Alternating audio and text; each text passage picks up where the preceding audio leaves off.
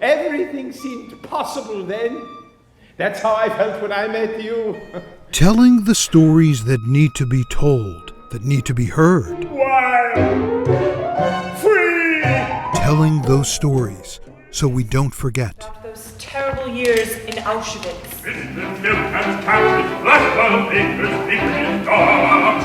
Milk is fancy, bread is common, milk costs more than you got.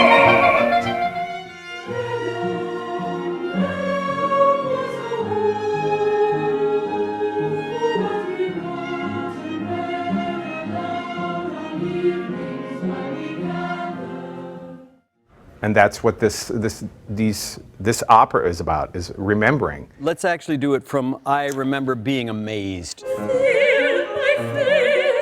For 20 years, Music of Remembrance has been telling stories of courage and hope. My God, it's been 60 years. You are as handsome as the day when... You will always be 19 and beautiful, won't you? It's pretty amazing, actually. 20 years is for any organization these days, is doing really well. Memoirs music preserves a precious legacy, a legacy created by those who stood up to cruelty through their words, their art, and their living example. Those who themselves experienced the horrors of the Holocaust continue to dwindle in number, but their stories are as relevant and important today as ever. I actually think he quiets the audience down. Take off your stripe. This is the lesson I've learned. This is the moral of the story. The more real you make these stories and the more human, the more you bring people into the story. Stop. I need a better attack than that. And. Father said goodbye to us. Father said goodbye to us. The barracks were so cold. The buildings all lined up in rows. The first word that comes to mind for me is dignity. What's happening here is that people feel the powerful feeling of dignity being given to voices that had not been heard yet.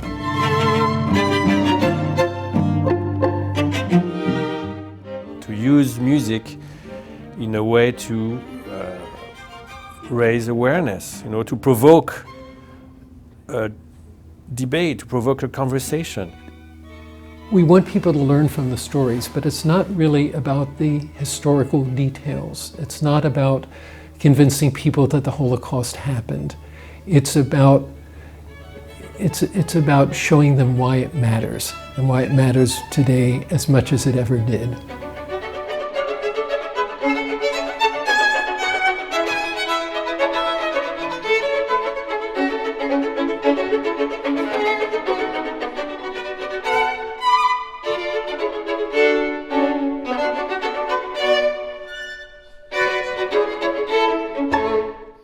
Through musical storytelling, we're able to tell the stories of horrific events and emotions and feelings that go with all that.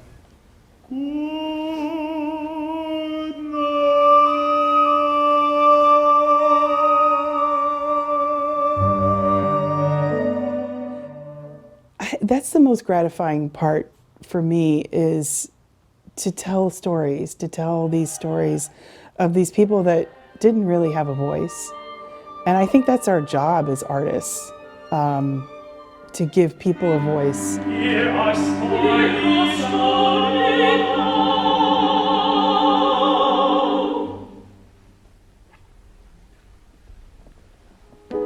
We've evolved in the kinds of stories we tell and the kinds of music we play.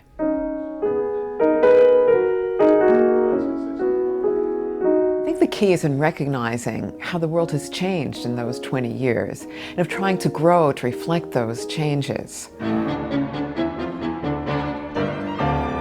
As they're reaching out beyond the Holocaust, there's this sense that they're going to cover all those chapters of human history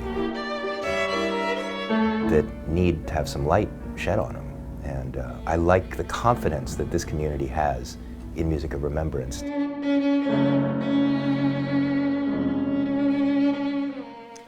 For 2 decades, we've presented music that reflects the Holocaust's vast reach and tells stories that the world needs to hear today. Founder and artistic director of Music of Remembrance, Minna Miller. I never intended these concerts to be memorial concerts, but they are serious.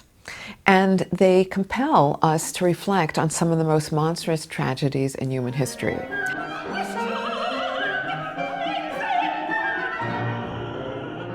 But these concerts are about life, not about death. And we remember victims by recalling their courage and their hope. In 2015, Music of Remembrance featured the world premiere of the opera Afterlife.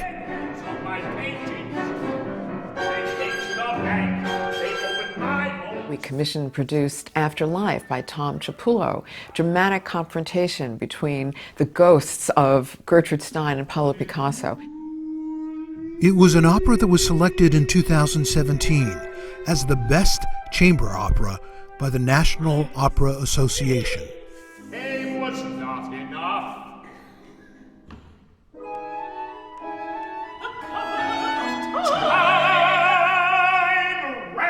The recriminations about what they could have done, what they should have done during their lives, and how they intersected, and of course they knew each other very well in Paris. I found that fascinating. I'm telling you, you did nothing.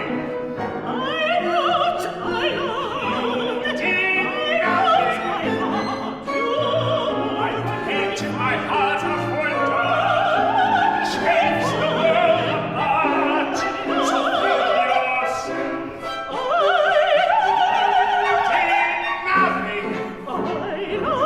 I painted, I changed, you did nothing.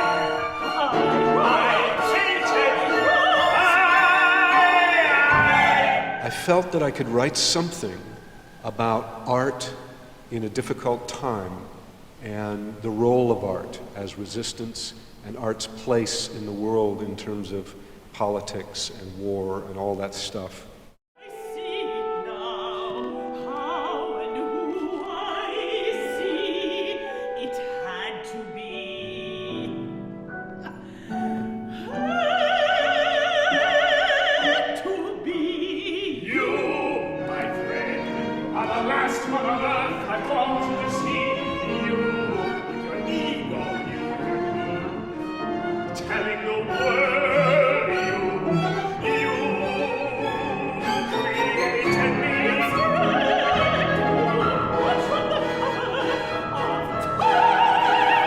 But we're so fortunate.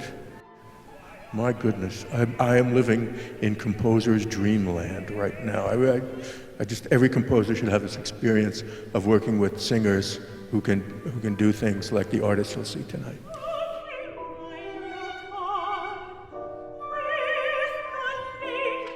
Soprano Ava Pine made her Music of Remembrance debut with this performance.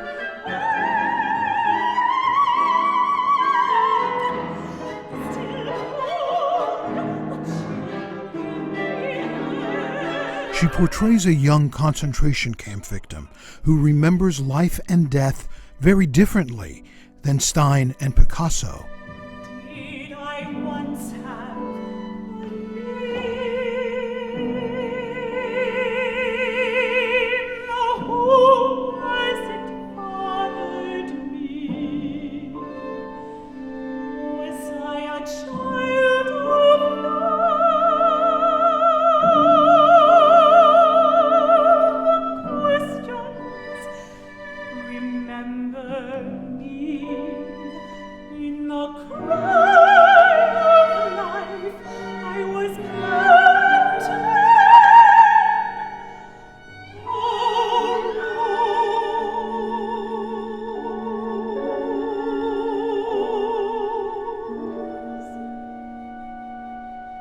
The thing that resonated the most was the question of what do we leave behind? What did we leave for the living is a line from the piece. And so we all leave something behind, Music of Remembrance is leaving behind a lot for the living, and I think that that is why that was such a great commission for them, because it really spoke to their mission a lot.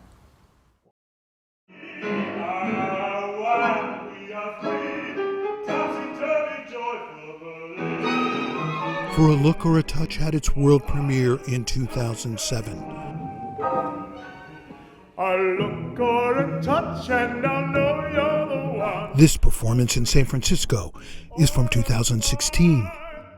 MOR is the only organization in the world to have commissioned a work about the persecution of gays in the Holocaust. It's the creation of acclaimed American opera composer Jake Heggie, his first Music of Remembrance commission. I knew nothing about the persecution of other groups during the Holocaust.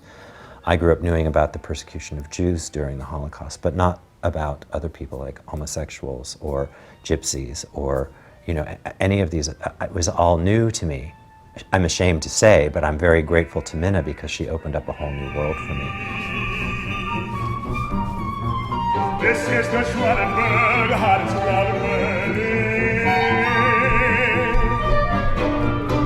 The amazing thing about the story is that unlike other victims of the Holocaust, it was illegal to be gay even in West Germany until 1969. So when folks got out of the camps, they were closeted, and if they weren't, they sometimes went back to prison for being gay. So it's an incredible story.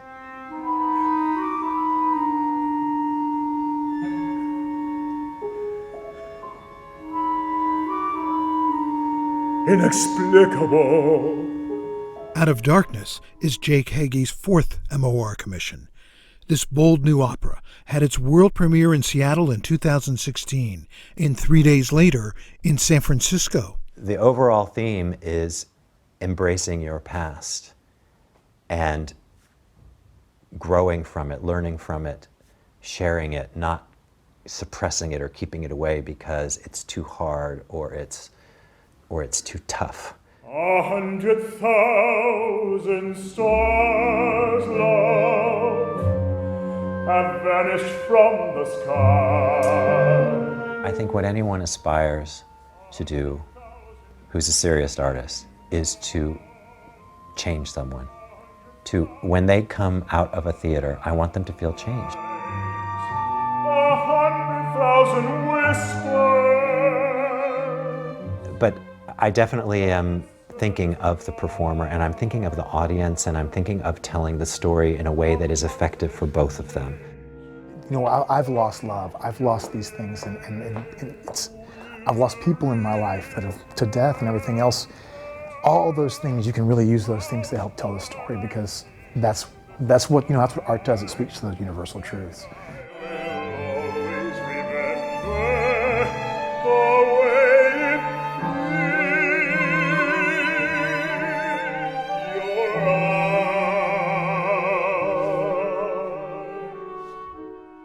It's at times in this piece you don't want to look. Do you know? And you just saw some of it. You don't want to look because it's so intimate. Another star has vanished, stolen from the sky. Hush, my love. Hush, my love.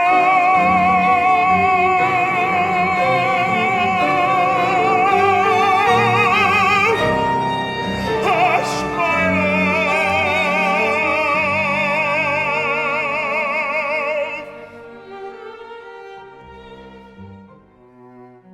my MOR is, in my mind, the most progressive music group in this town in terms of taking a mission and musically making it happen. And I just have to applaud MOR for going, this is important. We could talk about all the commissions. 30 commissions in 20 years? Seriously, who does that? So I've discovered works by composers whose names, once again, I didn't know.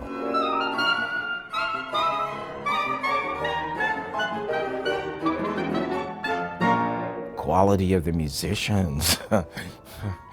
The musicians are fantastic. It's always at the top level, and not just technically good, but passionate, emotional commitment. Sometimes you get one without the other. Plenty of technically good concerts, but these people are digging in. They're really making it their own. It's kind of scary even to think that it was, for me personally, it's 20 years of my life. But it was, I think in those 20 years I missed one concert, which was kind of, I think I'm holding the record. Jonathan Green has performed for Music of Remembrance since the beginning. He says every time he performs another sunrise, never fails when we get to the end that I find myself crying. And I've performed it probably 5 times now, and it still moves me the same way as it did the first time I heard it.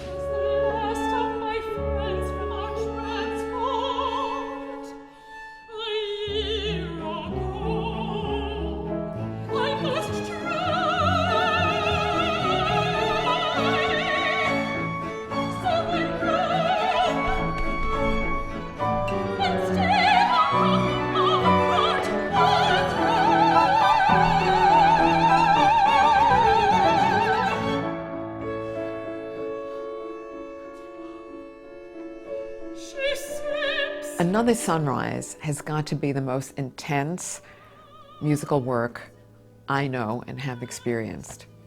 It's a deep emotional dive into one woman's inner life, unsparing, yet also compassionate at the same time.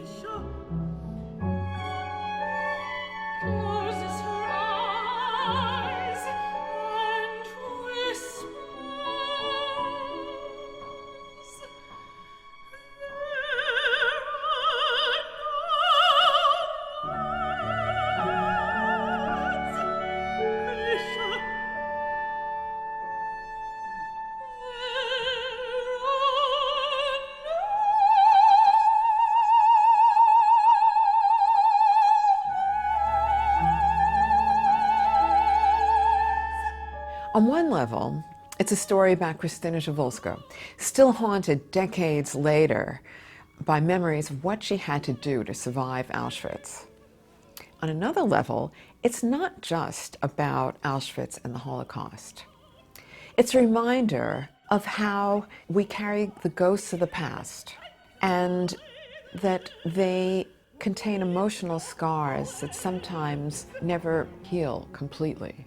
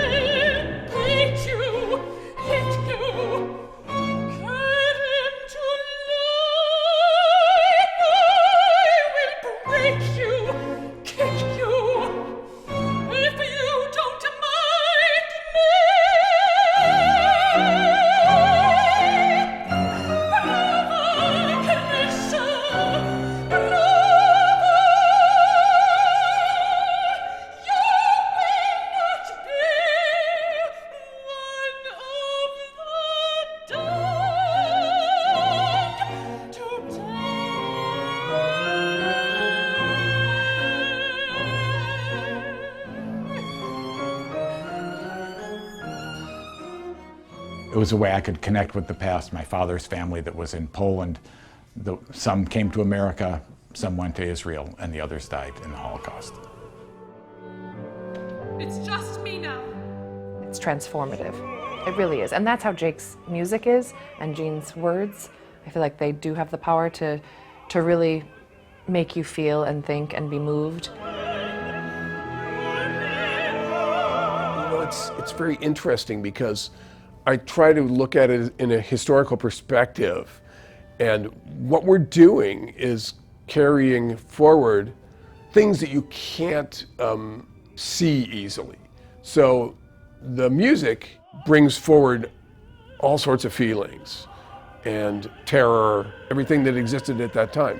And so for me, it's at times very difficult, I would say. There are many ways of learning about this chapter of history, but music has a special power for sharing personal memory and witness. And we hope that MOR's concerts can help communicate history's lessons through the experience of people who lived through events that changed the world.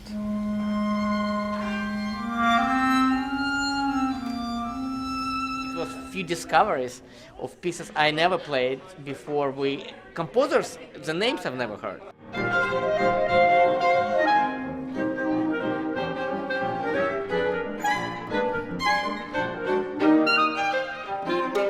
This Jerzy, Czech composer, I've never heard the name.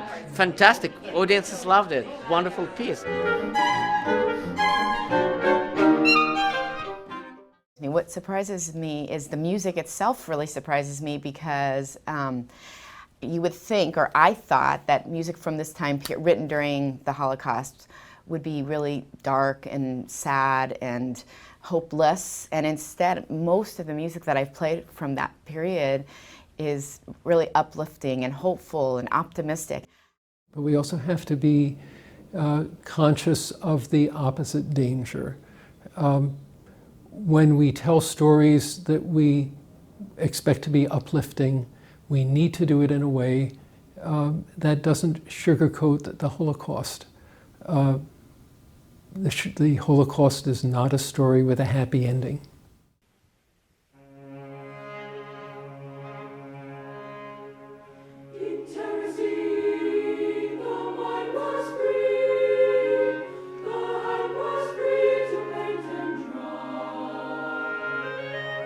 The oratorio Vetum premiered in 2010, reprised in 2016.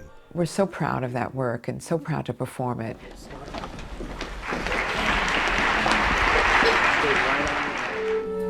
Hear my story now. I ran for hours through all your stuff. In my opinion, Vetum's beauty comes from the dissonance. Like, I know that may not sound right, but the whole entire Holocaust was a dissonant time. More than 1 million children were murdered under Nazi rule. The story of Vetum takes place in the Terezin concentration camp. It's a stunning tribute to the teenage boy prisoners who wrote poetry and prose for a secret magazine they called Vetum. But just to think, just have the knowledge that those boys were our age and they were going through things that no human being should have to go through in their life. And then, yeah, just da da da da da. Composer Lori Laitman. Yeah, let's just try that, yeah.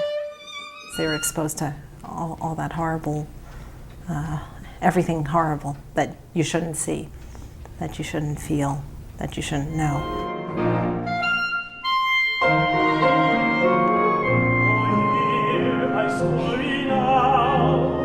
And the oratorio begins with this, hear my story now. And Lori's oratorio is a tribute, it's a musical tribute to these boys' courage and dignity and circumstances that we can't even begin to imagine. Please welcome 4 of the surviving boys of Terezin from home number 1 onto the stage. For Vetum's world premiere in 2010, Minna Miller made this happen. I thought it started to click. Well, we're going to have a piece about this writing, about those boys. Let's invite them to the concert. Let's have it a reunion. 65 years, they haven't seen each other. 6 survivors. 4 of the 6 surviving boys, men in their 80s, were reunited at the world premiere and featured in the MOR documentary, The Boys of Terezin. It's a big day.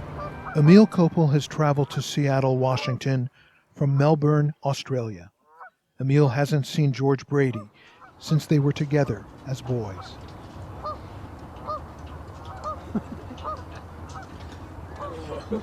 As I studied Jojo, right? I'm just saying after so many years. I recognize you right away, huh? Well, yeah, of course. Like how we do. Marvelous, is it? What is it, 60 years, 65 years? 65 years. 65 That's years. right, yeah. Wow, Except you are the only one I didn't know where to find you. And do you think often about them, about the boys? No, I didn't, and I didn't talk about it for many years. But eventually. It was a very emotional evening for me from the beginning, because in the course of working on the piece and the interviews, and in my own conversation with Emil Koppel, one of the survivors who came from Australia, of learning how the tune of Dvorak Humoresque kept him alive.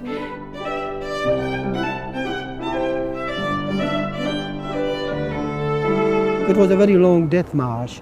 Every time when I already was completely down, in my mind, in my thing, the music I heard, I always sort of was humming it. Da da da da da da da da da da da da da da da da da da da. That music affected me terribly all the time, and just simply I kept going and I kept going and I kept going. In Emil's inspiring words, the Dvorak Humoresque meant everything to me at a time when there was very little humanity in my life. It encouraged me to take one more step and then another. We speak of the power of music as a life-giving force. And Emil's story is a profound example of just that. I was teary-eyed at that point.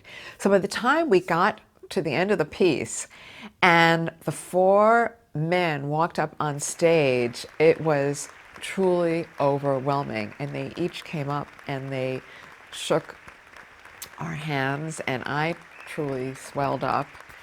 And they made a few comments. Sitting there, I was thinking about the guys who couldn't make it. Why we made it. It's really a memorial to our friends. I hope they could listen wherever they are. See it, yeah. You think they were? I hope so. Are they watching it from above?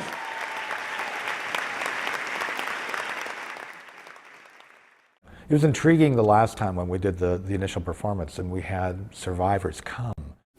40, okay. So just imagine in our room there were 42 of us in one room, which was not even as big as this one. And I remember sitting in the room and watching our boys interact with the survivors. And they had been told that these men were living history. But the boys cut through that and just got down to the questions about, the very true human questions. What was it like? What was your life like? And I think any of the boys who had that experience had to be, touched to the core of that, And those gentlemen were so, wonderfully articulate and clearly such, wonderful human beings. And I think the humanity of that, shone through. I think the boys said to me afterwards, it's hard to believe that these guys were subjected to the things we know they were because they didn't show the scars of that. Hear Our Story Now is the first thing you hear, and then also it's the last thing you hear. I think it's a desperate plea, right, from the past, from the voices of the past that the boys represent, that we represent, to listen. Right? Listen up and remember. And in that way, it's kind of a beautiful encapsulation of the purpose of music of remembrance, right? Listen, remember.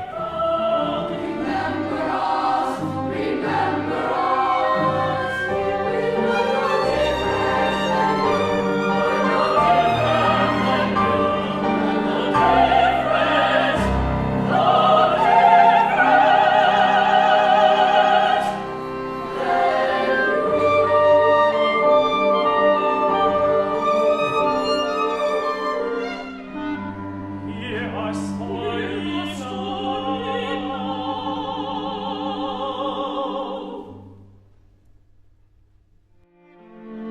Just holding this program gives me chills because it was such a leap of faith to put on this concert. The story of Music of Remembrance begins in 1998. Minna had just joined her husband David Sabrit in Seattle. I couldn't have done it personally without one very special person, David, who really has helped build this organization with me from the ground up. When we started, we were really focused on music from the time of the Holocaust and from composers of that time. And there's a reason for that. That 20 years ago, a lot of this music was really unknown and obscure. But as this music has become more part of the repertoire that people are hearing, it really liberated us to focus on the commissions and the new music. And that's where we've had the biggest impact.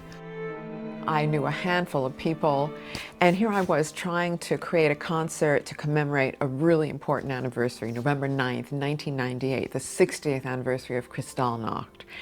I wasn't thinking about the next day, I was just thinking about this particular moment. And as you can see, this program was put together with two hands, Kinko's.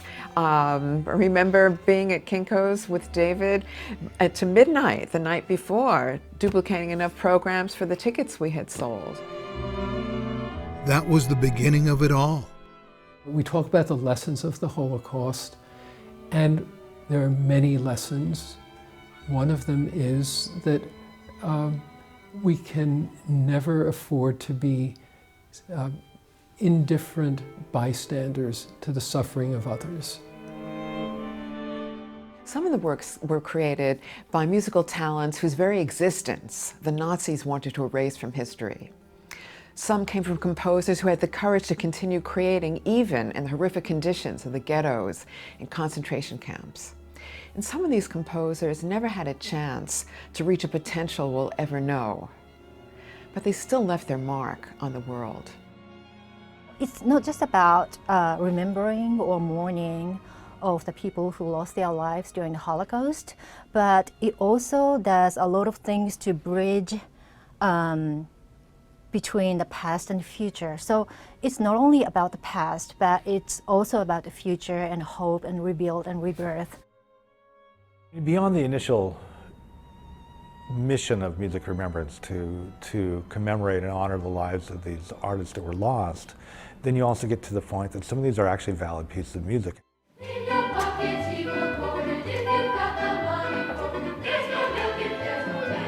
In the opera Brundibar, the children in the camp sang about the triumph of good over evil.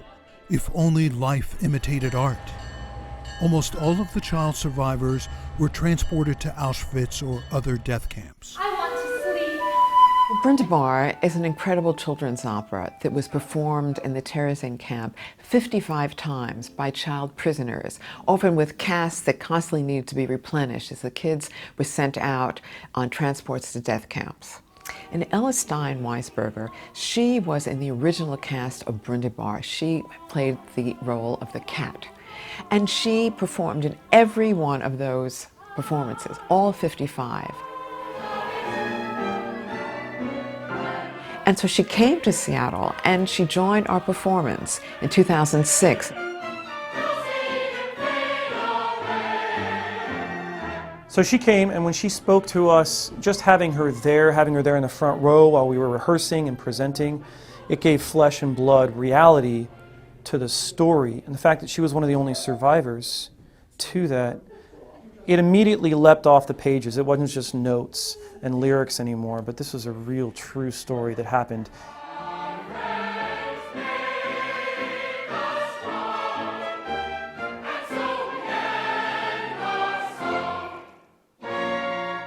And she walked up on stage at the final victory chorus. It was absolutely unforgettable. I don't think there was a dry eye in the audience. And in 2014, she was well enough to return, and we had a similar experience. She walked up on stage, she shared her story, she sang, and it was so powerful.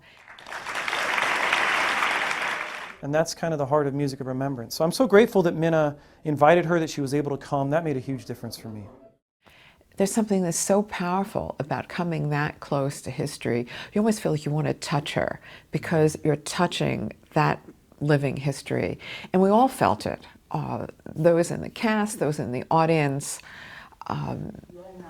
It was transformative. So please remember also my friends, and thank you for you to listen to me. Thank you.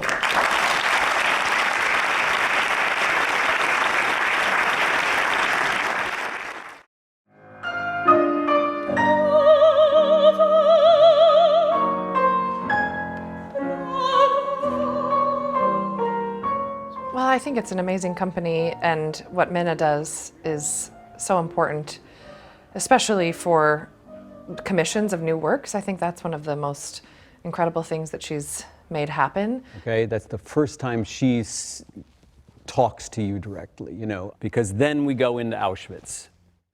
It's important, and it's important for our art form, for us to keep moving forward as an art form to tell these stories.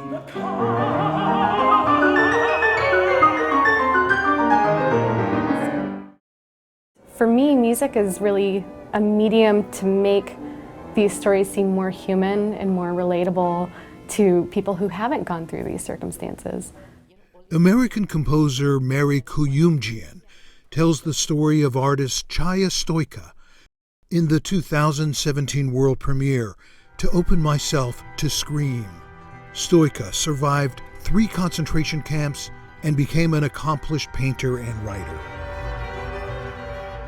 The piece is a portrait piece about Chaya Stoica, who was a Romani artist, musician, writer, and survivor of the Holocaust, who recently just passed a few years ago. And I didn't necessarily want to write a piece about the larger Roma community going through the Holocaust because I'm not a member of that community, so I don't feel that it's my place. But as an artist, I can relate to what Stoica was trying to explore.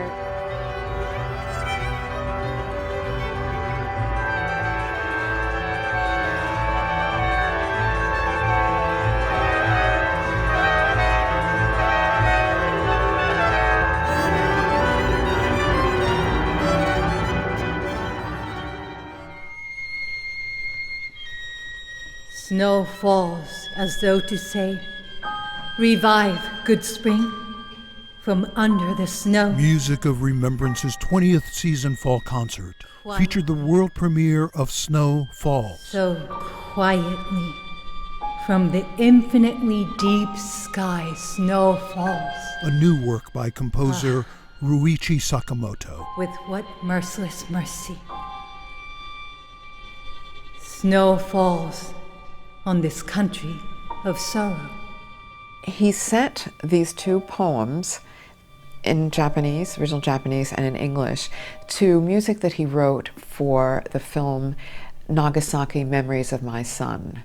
And it's a very haunting musical score, and it is the perfect setting for this poem, which is soft in its words, but painful in the way it remembers the devastation of Hiroshima. Snow falls on this country of sorrow. And we've performed it now several times, and the impact has been tremendous for work that's 4 minutes long.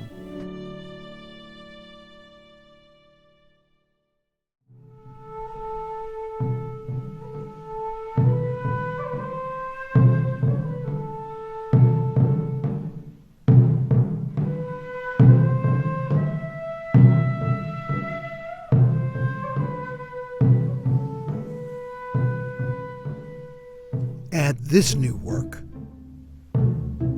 and another world premiere to the many others Music of Remembrance has brought into the world in the last 20 years.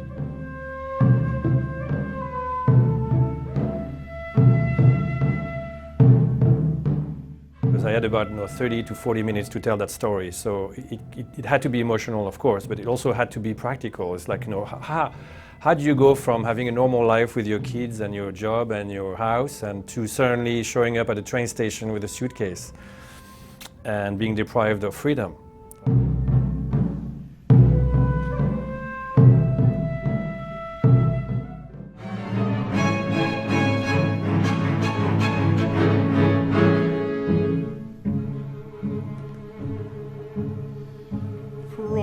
souls who answered our nation's call as Americans. They drag limbs on rugged terrain while being bombarded.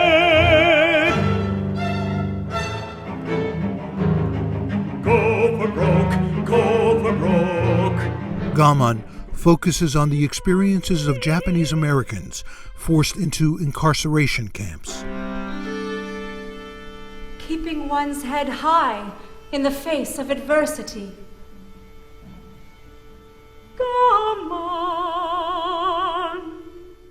Gaman is a really brilliant word. Perseverance, it's enduring, and yet there is this longing, hope. And I could see that in the program today. I think it was very beautifully done. The narrative presentation, you have voice, you have the music, you had the element of the Japanese bamboo flute, which is so Japanese, and it really reaches way down into your heart, you know.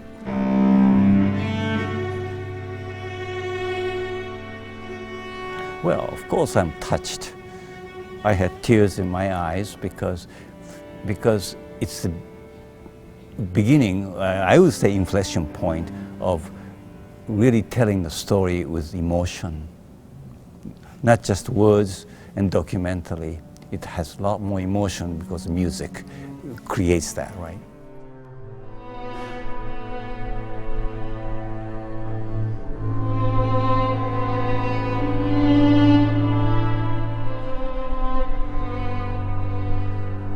Music of Remembrance also performed August 6th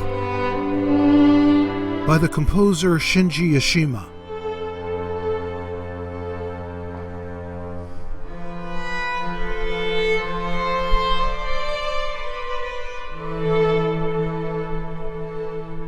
It's a haunting memorial to the victims of the atomic bombing of Hiroshima.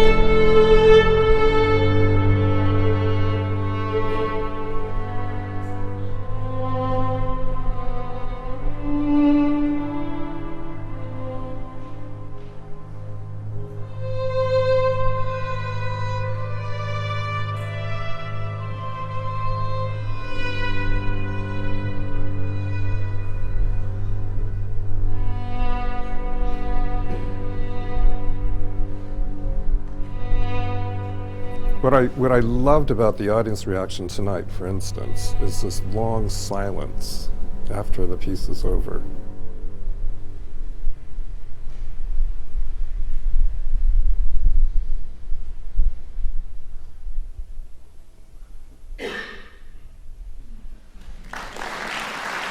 And that silence to me is the most beautiful sound, because everybody is focused on what they just experienced in their own way. While we've had an impact far beyond Seattle, this is our home, and we're very proud to be part of this great city's artistic and cultural life. So we're deeply honored that Seattle's Mayor, Jenny Durkan, has proclaimed this day, May 20th, 2018, as Music of Remembrance Day. The mission of Music of Remembrance is particularly important and poignant, and I appreciate that they honor the memory of the Holocaust, not just through music, but through dance.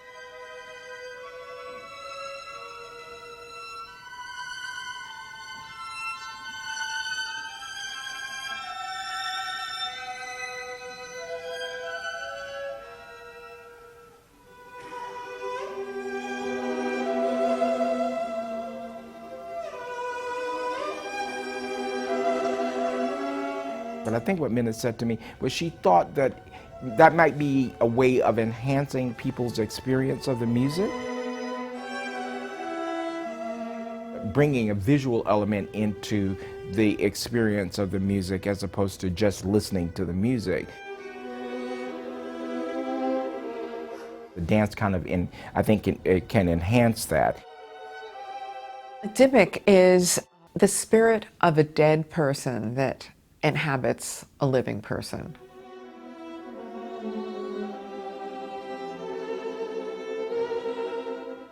She's not able to rid herself of this spirit. It certainly is about possession, of possessing somebody, even when you're dead, to have that control over someone.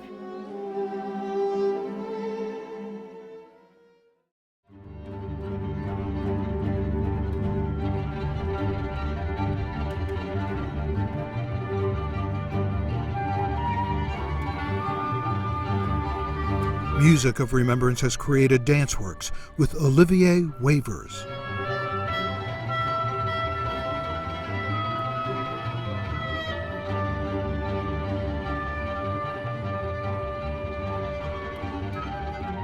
It's this romantic relationship that's doomed between a Jewish woman and a Roma guy. And so I love the idea of relationships. That's really what attracts me in choreographing.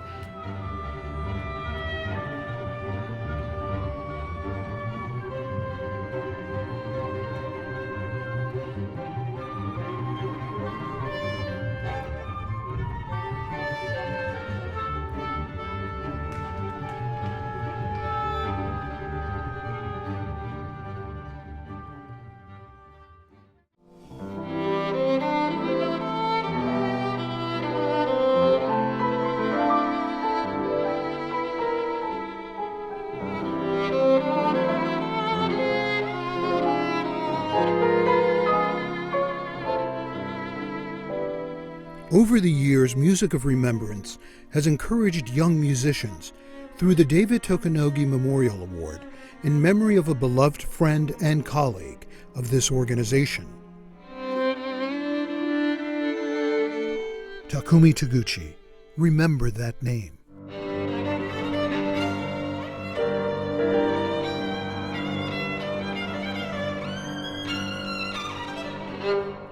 I think it's so important not to forget, I think, the things that happened so we don't repeat all this. But also to, I think, all the music, it gives us hope that all this, it exposes us to the hope that all these people are expressing in this time of desperation and fear.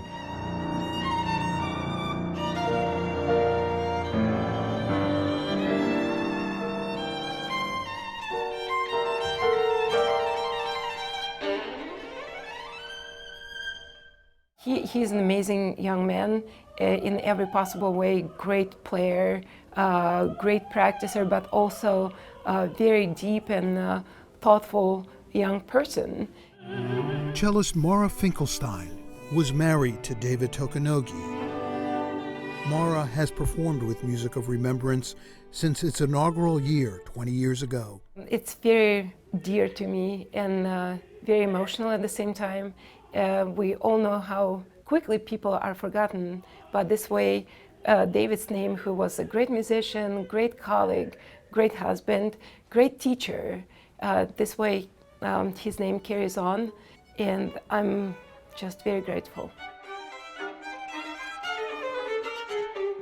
His performing as a part of this organization brings me a lot of pride, because I can tell that he's a part of this huge mission.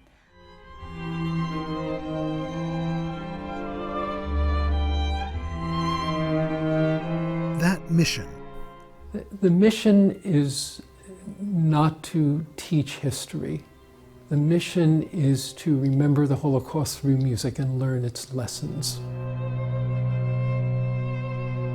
Because in the end, that's why we're here, because we all believe that music and the human voice can do something that's really just extraordinary and communicate with people in a way that, that nothing else can quite match.